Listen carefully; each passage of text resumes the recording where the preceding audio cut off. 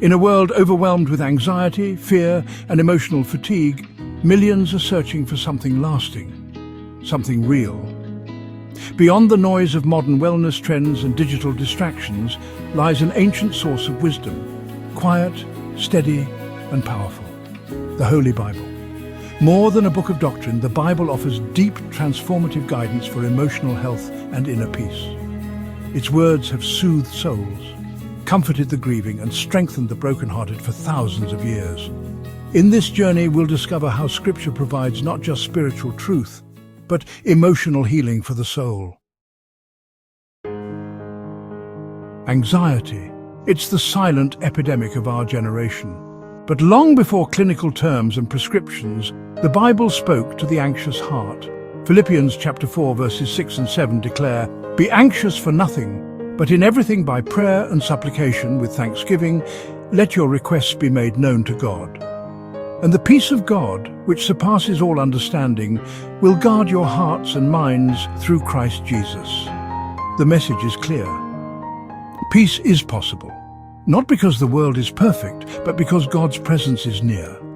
This peace is not the absence of problems, it's the presence of God in your problems.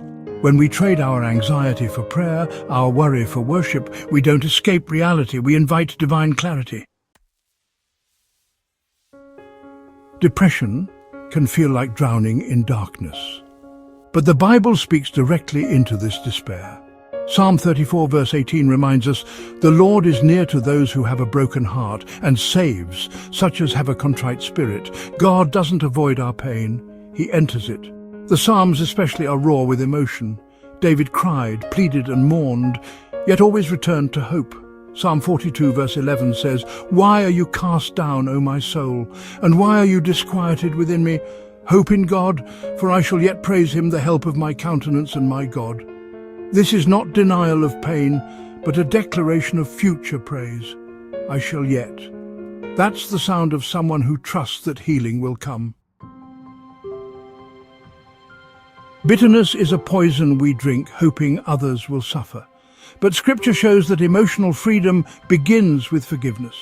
Ephesians chapter 4 verses 31 and 32 say, "Let all bitterness, wrath, anger, clamor, and evil speaking be put away from you with all malice.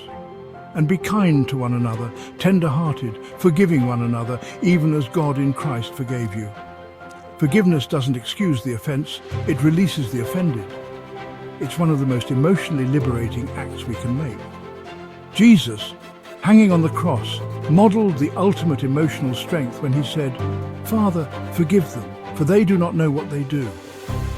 True emotional health often begins with surrendering the right to retaliate and embracing the grace to forgive.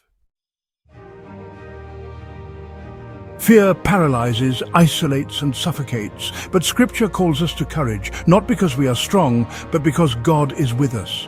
Isaiah chapter 41 verse 10 says, "Fear not, for I am with you. Be not dismayed, for I am your God. I will strengthen you. Yes, I will help you. I will uphold you with my righteous right hand." In these words is the secret to courage presence. The Almighty walks with us into every storm. No fear, no threat, no shadow is greater than the light of His love. One of the greatest emotional struggles today is self-worth. Social media, rejection and failure all whisper, "You're not enough." But the Bible says something very different. Psalm 139 verse 14 says, "I will praise you, for I am fearfully and wonderfully made. Marvelous are your works, and that my soul knows very well. You are not a mistake, you are not forgotten. You are handcrafted by a loving Creator. And in Christ your value is sealed." Galatians chapter 2 verse 20 says, "I have been crucified with Christ. It is no longer I who live, but Christ lives in me." This is your identity, not in what you do, but in whose you are.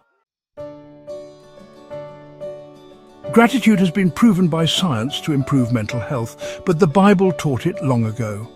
1 Thessalonians chapter 5 verse 18 says, "In everything give thanks, for this is the will of God in Christ Jesus for you."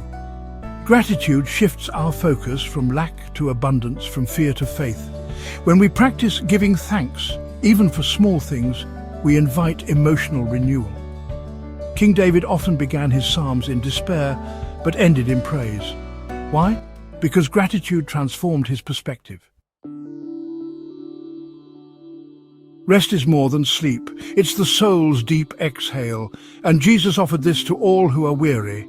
Matthew chapter 11, verses 28 to 30 says, "Come to me, all you who labor and are heavy laden, and I will give you rest. Take my yoke upon you and learn from me, for I am gentle and lowly in heart, and you will find rest for your souls. For my yoke is easy and my burden is light." This is the promise, emotional rest, not from striving for perfection or performing for love, but from simply coming to Christ. He offers not escape from life, but peace within it. Emotional well-being thrives in community. Isolation can deepen wounds, but love heals. Hebrews chapter 10, verses 24 and 25 says, "And let us consider one another in order to stir up love and good works, not forsaking the assembling of ourselves together." The church isn't just a building, it's a healing body, a place to be seen, heard and held. God never designed us to heal alone. Even Jesus surrounded himself with friends, and we are called to do the same. From Genesis to Revelation, the Bible offers more than commandments. It offers comfort. It tells us that tears are seen, hearts can be healed, and souls can be restored. Psalm 23 verse 3 says, "He restores my soul." Emotional healing is not just possible. It's promised, not always instant, not always easy, but real. Through Scripture we find light in darkness, hope in despair, and joy in mourning. So if you're weary, anxious, broken, or just numb, open the Word, let it speak, let it heal, because in the pages of the Holy Bible is the author of peace. This is emotional healing. This is the Word of God. This message was brought to you by the Christian Natural Health Network. Visit us at cnhnetwork.com for more information about Christian herbalist education and certification.